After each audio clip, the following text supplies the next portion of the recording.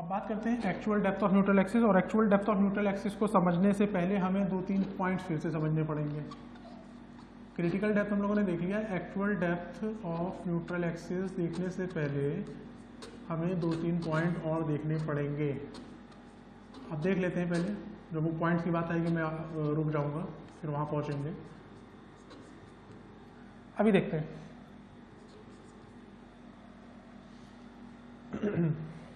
जो हमारी बीम है इसमें हमने नीचे रीइंफोर्समेंट दिया हुआ था। बीम में नीचे हम लोगों ने रीइंफोर्समेंट दिया था। अब बात करते हैं कि इसका स्ट्रेस डायग्राम कैसा होगा। स्ट्रेस डायग्राम इसका कुछ, स्ट्रेन की बात हम लोगों ने कर ली, अब हम बात कर रहे हैं क्या, बीम के स्ट्रेस डायग्राम की। स्ट्रेस डायग्राम इसका कुछ ऐसा होगा, बिल्कुल स्ट्रेन जैसा, लेकिन यहाँ पे ये स्टील थी, इसका हम लोग प्रोपोर्शन काउंट नहीं करते हैं।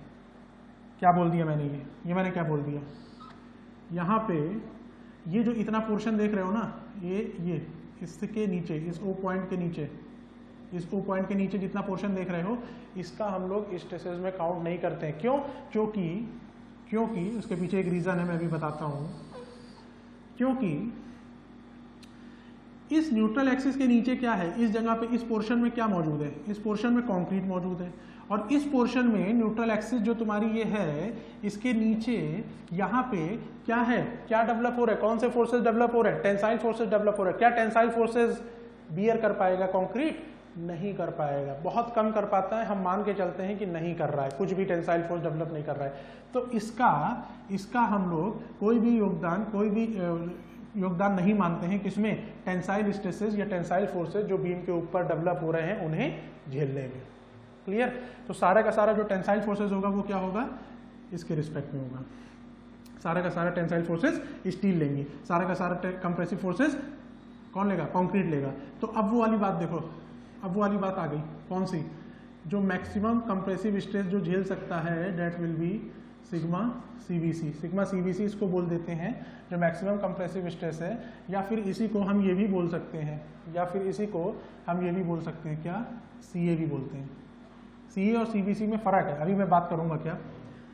तो यहाँ पे दिस इज व्हाट, टीए, ये टेंसाइल स्ट्रेसेस की बात हो रही है, ठीक। तो ये जो टीए है, ये सिर्फ एक यूनिट एरिया में डेवलप होने वाला, एक यूनिट एरिया, जो सरिया है, सरिया का मान लो 150 mm स्क्वायर एरिया है, ठीक है, ठीक। अब मान लो 1 mm स्क्वायर में, कुछ स्ट्रेस डेवलप हुआ, डेट इज टीए, कुछ स्ट्रेस डेवलप हुआ, वो है टीए। तो पूरे इतना एरिया में कितना स्ट्रेस डेवलप हो रहा होगा, that will be equals to TA into area of steel. एक में कितना हुआ, उसके बाद पूरे में कितना हुआ, that will be equals to TA into area of steel. अब देखो, जब भी हम यहाँ पे स्टील में डेवलप होने वाले, what is TA, the tensile strength, the tensile stresses which are developed in steel. अब ये जो टीए है, जो स्ट्रेस डेवलप हुआ है स्टील के अंदर, इसको हम लोग कंक्रीट के टर्म में अगर लिखना चाहें तो क्या लिख सकते हैं, कंक्रीट के टर्म में अगर हम इसको लिखना चाहें तो क्या लिख सकते हैं। हम लोगों ने ड्राइव किया था, याद होगा सभी को याद होगा, लास्ट क्लास में हम लोगों ने ड्राइव किया था स्ट्रेसेस जो कंक्रीट में डेवलप हो रही है और जो स्टील में डेवलप हो रही है, उन दोनों के बीच में relation, and that relation was किसके थ्रू हमने शो किया था, that was shown by modular ratio. अब देखो, वो जो स्ट्रेस था वो क्या था, याद है किसी को, sigma S T is equals to M into sigma C V, ऐसा करके था, याद होगा, लास्ट क्लास में हम लोगों ने किया था, ठीक। मतलब ये हुआ कि अगर हम सिग्मा स्टील जो स्ट्रेसेस स्टील में है उसको कंक्रीट के रिस्पेक्ट में हम बताना चाहें, तो सिग्मा एस टी को हम डिवाइड कर दें किससे, एम से, मतलब एम को इधर ले आओ, एम को उठा के इधर ले आओ, तो sigma S T upon M का मतलब ये हो गया, ये उतना स्ट्रेस है जितना स्ट्रेस डेवलप कर सकता था अगर उसी जगह पे हम क्या डाल देते, कंक्रीट। तो that will be sigma S T upon M. तो ये जो परमिसिबल स्ट्रेस कंक्रीट में है वो ये है, और इसी कंक्रीट के रिस्पेक्ट में ही, इसकी कंक्रीट के टर्म में ही अगर हम स्टील में डेवलप होने वाले स्ट्रेस की बात करें तो वो हो जाएगा हमारा sigma S T upon M. फिर से इसको रिपीट करूंगा क्योंकि यहाँ बहुत कंफ्यूजन होता है लोगों को, इसलिए मैं इसको फिर से रिपीट करूंगा। अभी देखो, फिर से एक बार देखते हैं इसको, हो क्या रहा है, यहाँ क्या हो रहा है कि हमारे पास यहाँ पे स्टील मौजूद है, यहाँ पे स्टील मौजूद है और सारा का सारा टेंसाइल फोर्सेस कौन ले रही है, स्टील ले रही है। सारा का सारा टेंसाइल फोर्सेस जब स्टील ले रही है तो इट मीन्स कि अगर एक यूनिट एरिया में TA आ रहा है, TA डेवलप हो रहा है टेंसाइल फोर्स तो या टेंसाइल स्ट्रेस, तो फिर पूरे एरिया में कितना हो जाएगा, ओवरऑल टेंसाइल कितना होगा, TA into AST, TA into AST, मतलब जितना एरिया ऑफ स्टील है उससे इसको डिवाइड कर दो। ये मैंने दिखाया था, 1 mm में इतना है तो 150 में कितना, ये 150, ये 1, तो इसको मल्टीप्लाई कर दो। अब देखो अब एक चीज और, ये जो मैक्सिमम परमिसिबल स्ट्रेस है जितनी डेवलप हो सकती है स्टील में, जितनी मैक्सिमम हो सकती है कंक्रीट में, वो थी sigma CBC permissible stress, sigma CBC permissible stress was represented by sigma CBC।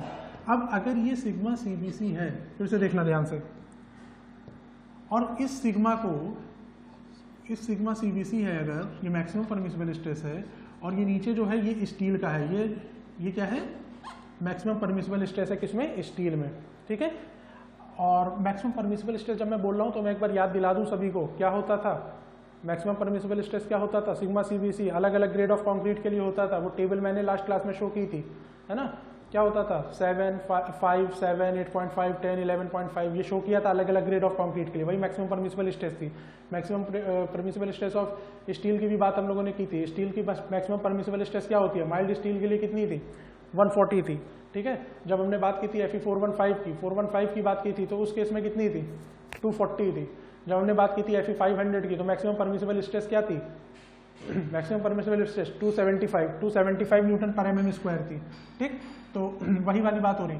तो यहाँ पे जो सिग्मा ST है ना, जो स्ट्रेसेस इन स्टील है, इसको हम लिखते हैं कंक्रीट के टर्म में कि कंक्रीट में कितनी स्ट्रेंथ आ रही होगी।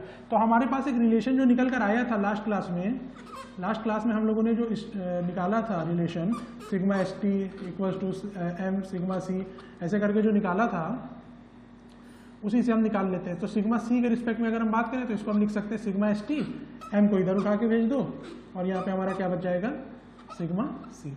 तो जब भी हम लोग नीचे जब हम स्टील की स्ट्रेस की बात करेंगे, स्टील में डेवलप होने वाले स्ट्रेस की बात करेंगे, तो उसमें हम कंक्रीट के रिस्पेक्ट में लिखते हैं। और कंक्रीट के रिस्पेक्ट में लिखने के लिए जितनी स्ट्रेस डेवलप हो रही है that will B divided by modular ratio, और वो इक्वल हो जाएगा किसके, सिग्मा ST अपॉन M के। अब यहाँ तक किसी को कोई डाउट नहीं होगा, ठीक। ये हमेशा सिग्मा ST अपॉन M होता है।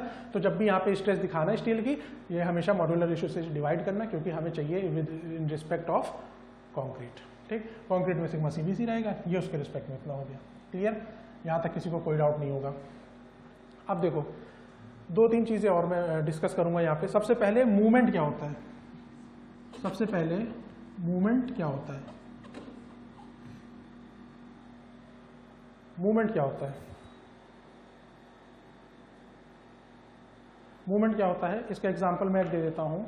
फॉर एग्जांपल मान लो मैंने कोई फोर्स लगाया, फोर्स सबको पता है ये बात, मैं एक बार रिवाइज करा दे रहा हूँ क्योंकि यहाँ पे काम पड़ने वाला है। अगर वो चीज़ नहीं आती रहेगी मूवमेंट तो ये निकालना मुश्किल हो जाएगा। तो यहाँ पे लगने वाला फोर्स और किसके अबाउट निकालने हैं, मान लो यहाँ पे मैंने इसको फिक्स किया, ये एक बॉडी है मेरे पास, मैंने इसको यहाँ से पकड़ के रखा हुआ है, रोका हुआ है, यहाँ कॉर्नर पे आके कोई लोड लग रहा है, लोड की वजह से जब ये लोड इसके ऊपर लगेगा, जब ये भार इसके ऊपर लगेगा तो ये कैसे जाना चाहेगी, इस तरह से जाना चाहेगी, ठीक है। तो ये जो इसके अंदर मूवमेंट आ रहा है, दिस इज कॉल्ड, ये जो इसके अंदर डिफ्लेक्शन हो रहा है दैट इज कॉल्ड मूवमेंट। अब ये जो मूवमेंट है, ये फोर्स इनटू ये पूरी डिस्टेंस पे डिपेंड करेगा। जितना ज्यादा फोर्स लगेगा उतना ज्यादा मूवमेंट होगा, जितनी ज्यादा डिस्टेंस होगी उतना ज्यादा मूवमेंट होगा। किस पे, इस पॉइंट पे, ठीक। तो अब हमने मूवमेंट की बात की, ठीक उसी तरह से ये मूवमेंट डेवलप होते हैं बीम के अंदर भी, यही मूवमेंट डेवलप होते हैं कहाँ पे, बीम के अंदर भी। तो बीम के अंदर की पहले तो हम लोग डायमेंशन लिख लें, जो डायमेंशन मैंने सभी लोगों को भी बताई हुई है, हमेशा डायमेंशन लिख लेना। फॉर एग्जांपल ये क्या है, ये डिस्टेंस कितनी है, लेट अस सपोज XA, क्यों, क्योंकि हम actual depth of neutral axis की बात कर रहे हैं, ठीक है। दिस इज XA, यहां से यहां तक ये कितनी थी पूरी, यहां से यहां तक ये पूरी कितनी थी, दिस वॉज स्मॉल d। ये यहां से यहां तक कितनी हो जाएगी, d माइनस XA, ये कितनी हो जाएगी, d माइनस XA, क्लियर। और अब मैं इसको थोड़ा सा रफ कर दे रहा हूँ, इसको साफ साफ बना रहा हूँ ताकि चीज़ें और क्लियर हो जाए। और ये दूरी कितनी थी, this was B, small B लिख रहा हूँ या कैपिटल बी लिख रहा हूँ, ये विड्थ इससे डिनोट होगी। ठीक, अब हम ये देखते हैं कि ये न्यूट्रल एक्सिस है, न्यूट्रल एक्सिस के ऊपर कुछ एरिया, न्यूट्रल एक्सिस के नीचे कुछ एरिया है। न्यूट्रल एक्सिस के ऊपर एरिया की बात करोगे अगर तुम, ये पूरी बीम है, ये न्यूट्रल एक्सिस है, इस न्यूट्रल एक्सिस के ऊपर की बीम एरिया की बात करोगे तो वो सारे के सारे कंप्रेशन में होंगे। इस न्यूट्रल एक्सिस के नीचे की बात करोगे तो वो सारे के सारे टेंशन में होंगे। अब अगर कंप्रेशन में हम बात करें, तो कितना एरिया आ रहा होगा कंप्रेशन में? कंप्रेशन में ये पूरा का पूरा एरिया आ रहा होगा। टेंशन में क्या आ रहा होगा? टेंशन में ये पूरा का पूरा एरिया आ रहा होगा, ये पूरा का पूरा एरिया आ रहा होगा। ध्यान देना, बहुत समझने वाली चीज है यहाँ पे। लेकिन न्यूट्रल एक्सिस के नीचे जो टेंसाइल टेंशन जोन है, ये जो टेंशन जोन है तुम्हारा, इसको टेंशन जोन बोलते हैं, जितनी जगह में टेंशन में है हमारे आरसीसी।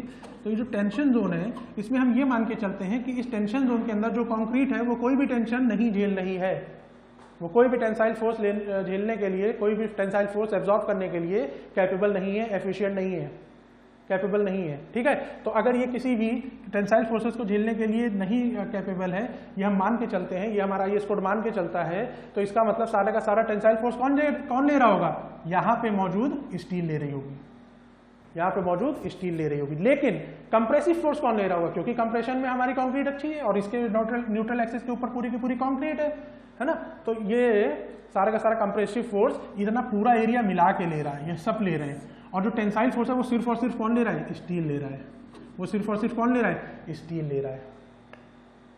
किसी को कोई डाउट नहीं होगा यहाँ तक, क्लियर? अब देखो फिर से, अब देखो आगे, फिर से बना रहा हूं। अब इसको मैं बना रहा हूं फेयर, और इसको देखना, आप एक एक चीज समझते जाना, यहाँ पे रीइंफोर्समेंट दिया है, ये बीम थी, यहाँ पे ये इसका सेंटर है, किसका सेंटर है? ये रीइंफोर्समेंट का। ऊपर से रीइंफोर्समेंट तक की दूरी है, दिस इज डी।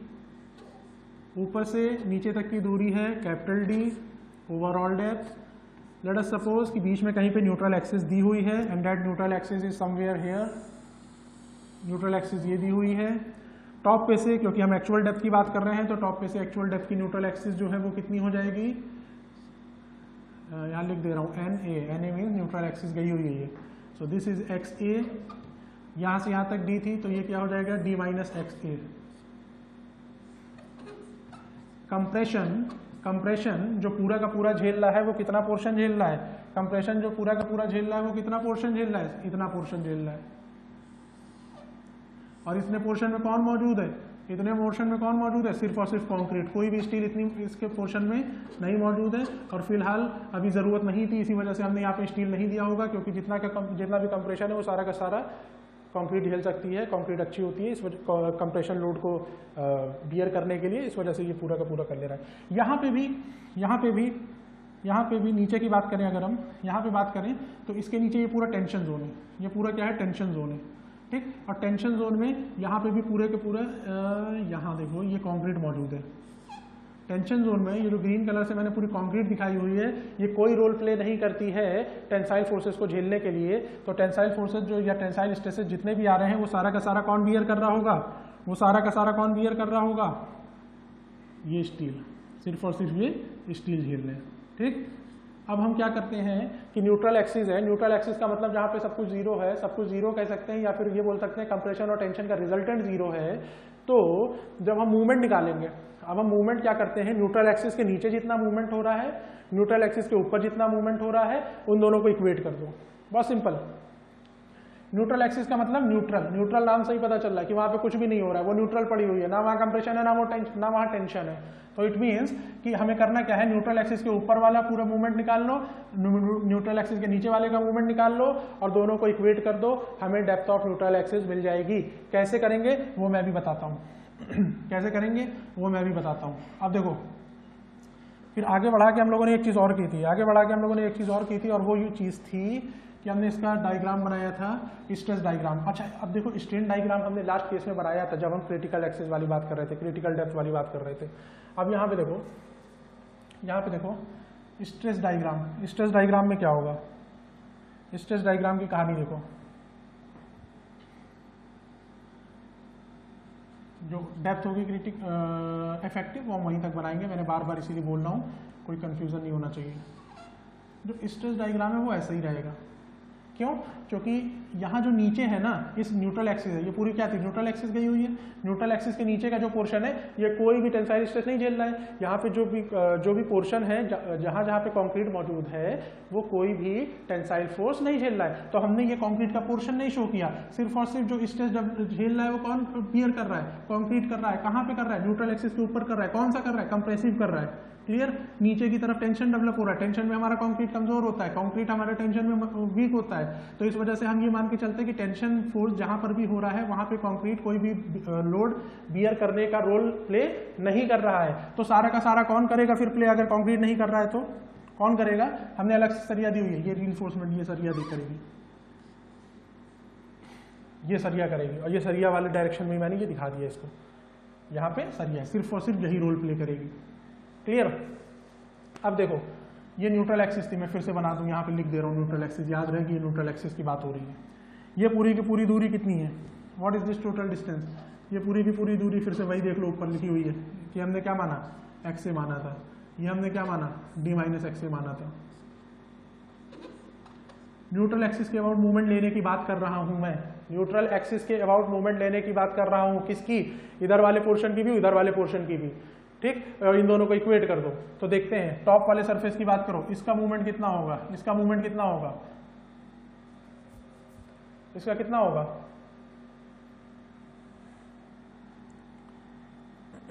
देखते हैं, b इंटू एक्स ए इंटू इसका जो सेंटर होता है वो कहां पर आता है, क्योंकि ये रेक्टेंगुलर शेप है पूरा, तो this will be at its centroid and centroid will be at the distance X A by 2।